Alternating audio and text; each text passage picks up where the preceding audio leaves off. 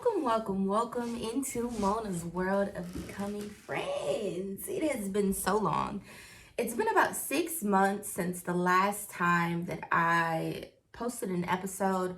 I want to say thank you so much to those of you that have continued to listen to the podcast, that have continued to share episodes and send me words of encouragement, asking me where the fuck I was at, what the fuck I was doing. I appreciate that so much. So, friends, today's topic is don't mistake grief for regrets.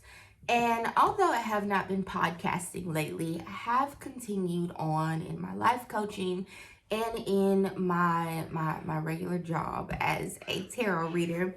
And one thing that's been really common amongst my clients that I continue to have to reiterate and talk about with them is the difference between grief and regret. So that's what we're going to talk about today. So, one of the most impactful things that, and I'm always talking about impactful things in therapy, right?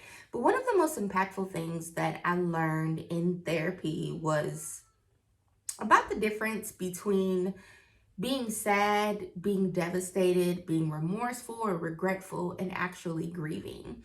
And my therapist told me that oftentimes we experience this long period of sadness or depression, and we start to think that, I've been going through something, or life is lifing, or I just can't seem to get over XYZ. And what it actually is that we are rooted in a cycle of grief.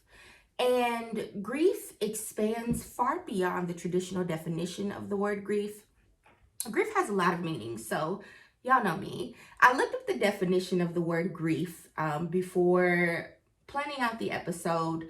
And the definition of the word grief means to suffer, feel, or express great sadness. Now, in a traditional sense, a lot of people think that grief is only tied to the loss of a loved one, right? Experiencing a loss of life or a loss in a relationship, sometimes we look at as grief, but truthfully, grief happens in everyday life.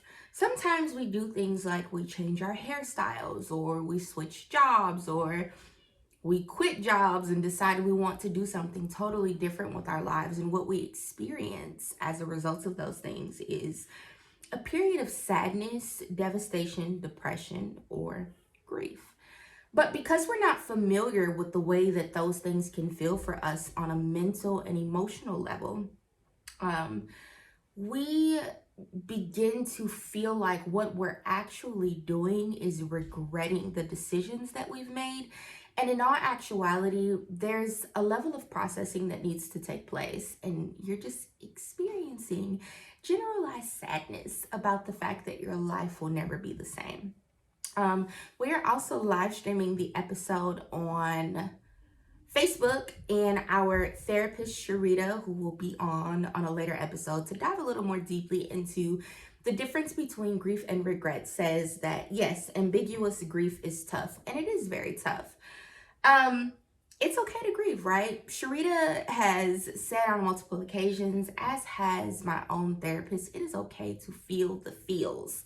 So if you find yourself, friends, or you found yourself in previous situations feeling like you made a choice, like my client, we'll call him Ryan. Ryan reached out for a tarot reading, and Ryan wanted to know if he had made the wrong choice in leaving his partner. Now, what we uncovered during the course of that tarot reading was that Ryan needed to make those changes and make those strides because the relationship had kind of fizzled out and hit a point where it wasn't going to grow any further. And what he was actually doing was not being regretful or remorseful about the fact that he decided to sever ties with his partner, but grieving the loss of that comfort, that presence, that stability, if you will, that he was experiencing in his relationship. And again, there's nothing wrong with feeling those feels, because some of the verbs and action words and actions that I also found while looking up the definition of the word grief were hurt, pain, devastating, cry, sob, and to be distressed. Be ye not discouraged, friends. Be ye not discouraged, and just experience the feelings, but you also have to remind yourself that I am in a period of transition. Things are transiting and transforming for me every single day, and it is okay for me to feel X, Y, Z.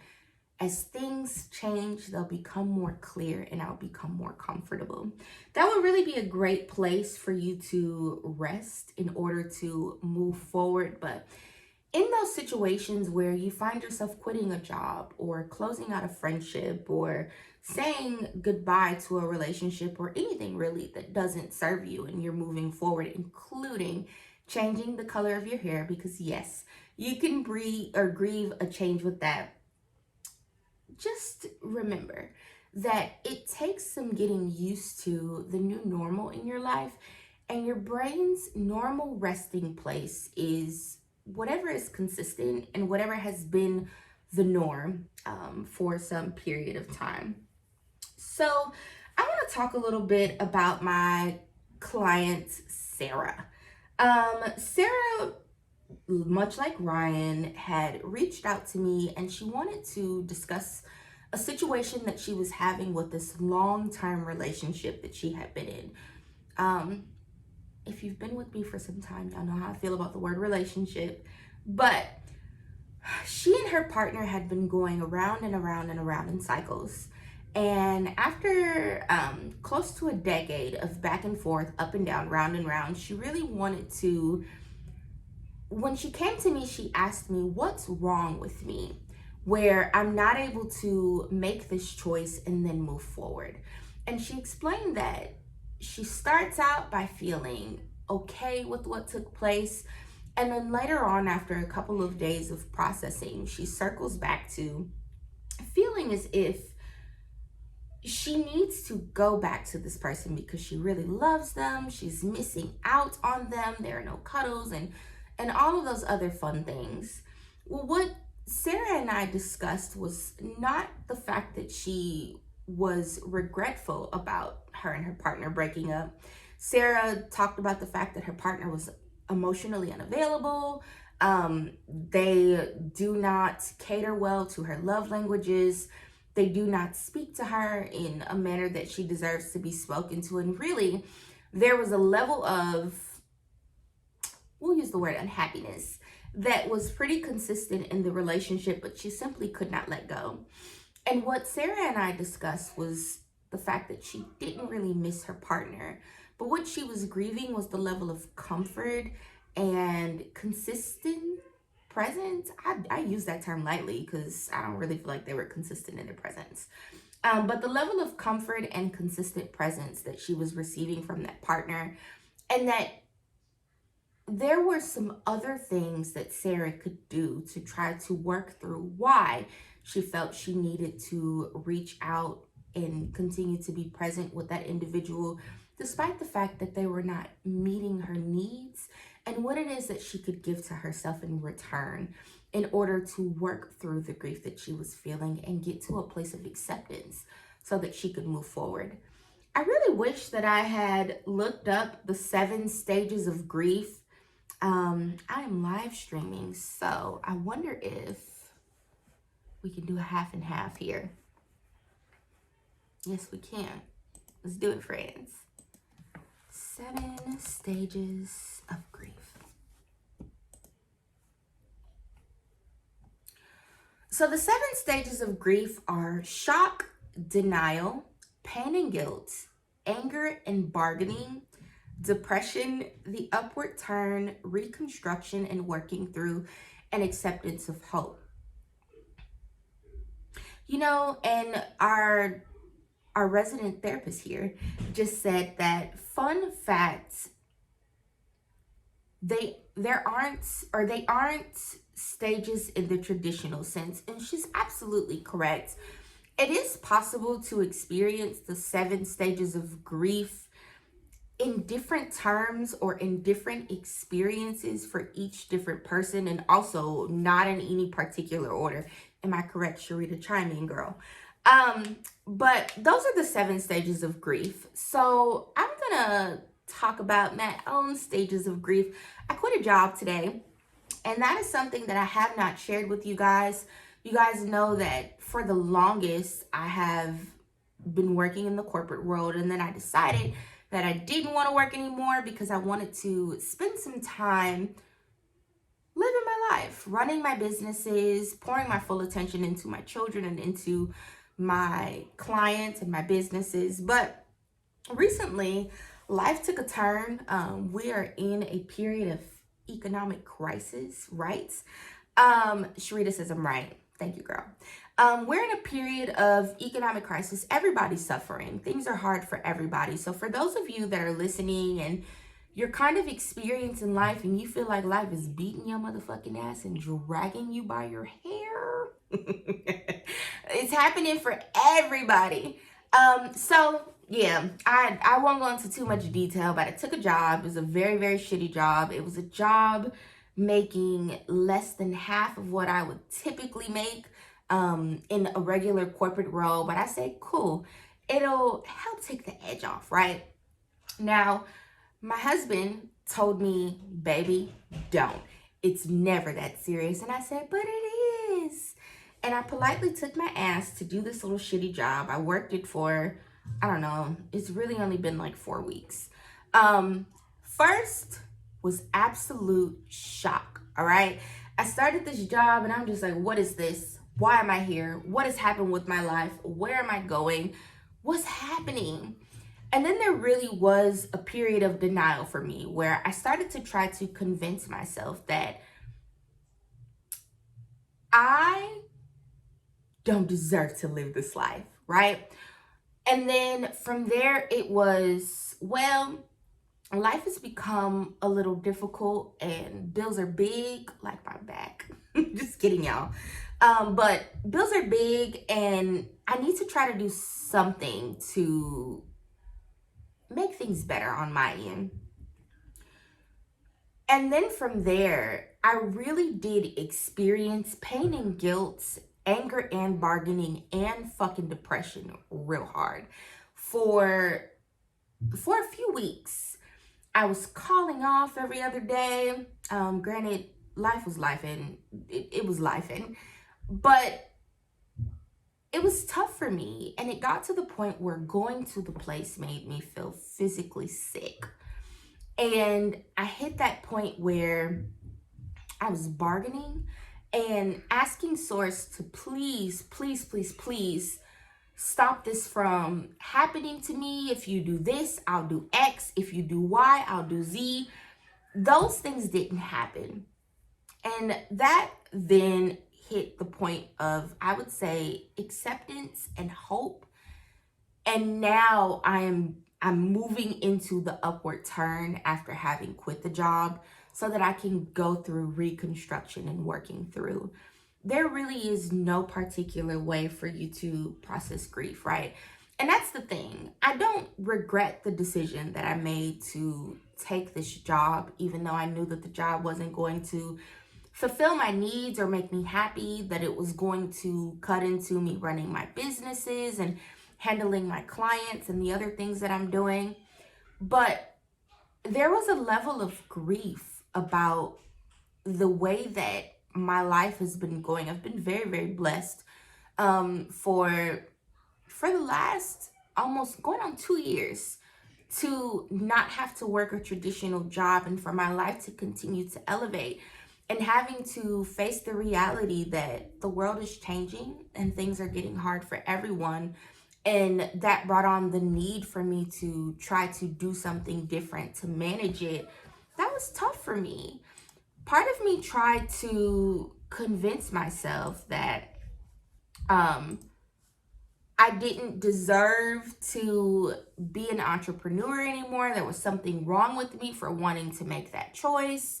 That I needed to try to live a more normal life is what I told myself. But where I've landed since then is, it's okay. I mean, and I know this, which makes it kind of piss me off even more, because how are you struggling to process something and you already know what's supposed to take place? But no matter how wise you are, how smart you are, how much knowledge you have, or how capable you are in helping other people or doing things for other people, there's a level of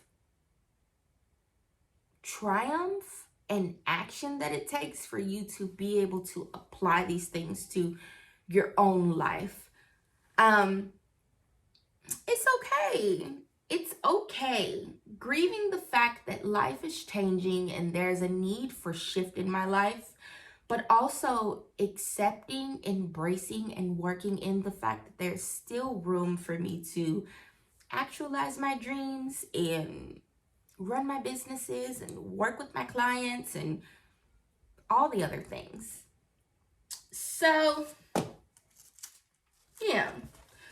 We're going to start wrapping it up, but I do want to briefly, I feel like I talked about these things. Some different types of grief that you can experience range from things like the death of a loved one, and if you've lost someone, my deepest condolences for your loss. Breakups, changes in employment, that's that whole little transparency story I just gave y'all. Don't say I never gave y'all nothing, you're welcome. Moving away from family, losing friends, things of that nature. Lots of different things can push us into a period of grieving. But the most important thing for you friends to take away from this episode is it's okay to take time out to figure out and ask yourself. I want you to always be asking yourself, am I feeling regretful about the choice that I made? Did I make the wrong choice? Does this choice serve the goals that I am seeking or the feelings that I am hoping to experience? Or am I just grieving the fact that life is changing and I don't know what that's going to look like for me in the future? If you spend a little more time really discerning between your feelings, what's reality, and what's simply just the unknown or shift in your experience, it'll make it a lot easier for you to make those changes as you move forward. So that is what I have for you, beautiful friends. Do I have anything else to say? Like I said, thanks again for holding it down, y'all, during my 6-month hiatus. I promise I am back. The shitty job that I worked that I will never ever go back to and I quit today is going to push me back into staying focused on what's important. So since we're live streaming today, friends, I've said my goodbyes to those of you that are listening to the podcast on iHeartRadio, Spotify, wherever you're streaming it. But we're going to start to take some questions and chat about some things on Facebook. So stick around for that portion of the podcast. It'll be great. So Sharita says, I always feel like I make the wrong choice. The unknown is scary. And yes, the unknown is scary. But here's the thing about choices. My therapist told me this, and it really shifted my perspective so deeply about making choices that even quitting today, it was just like, all right, girl, pull your shit together because it's okay. Life is a cycle of making choices, right? We wake up every day, we decide what we're going to wear, how we're going to do our hair. Are we going to get out of bed? Are we going to be lazy? Are we coping? Are we happy? Are we creating? Are we quitting? What are we getting into today? And later on in the day or later on at some point of time, you have to make a decision about how you feel about the choice that you made. And for those of us that are aware that this is the cycle of making choices, it becomes easy to say, all right, yesterday I quit my job. We're 3 days post. How you feeling? What you want to do? It becomes easy. But when you're not aware that life is nothing but a cycle of making choices and moving forward and deciding how you feel and then making a new choice, it kind of feels very chaotic. Or like if you do something wrong today, you don't have the opportunity to correct it or do something different tomorrow. There's always a choice. And that's the beauty of free will, is that you're not bound to any one particular choice that you make today. It might be really, really scary for you to make a choice today and then decide to do something totally different tomorrow, but you're capable of doing those things. And as long as you continue to check in with yourself, it's okay to keep shifting. I don't recommend that if you don't have great emotional intelligence, if you're not good with, if you don't have any goals set for yourself, like you don't have any idea for what direction you're headed in, then you maybe should take a little more time between making those choices. But the unknown is scary. But the bottom line is we really don't have any idea of what's happening for us between 1 minute and the next. I'm sitting here 20 minutes and 19 seconds into recording this podcast, but a meteor could hit Earth 5 seconds from now, and there's no way to prepare for that. And Sharita, you know, you're a client of mine on a consistent basis, and you know I say this to you all the time.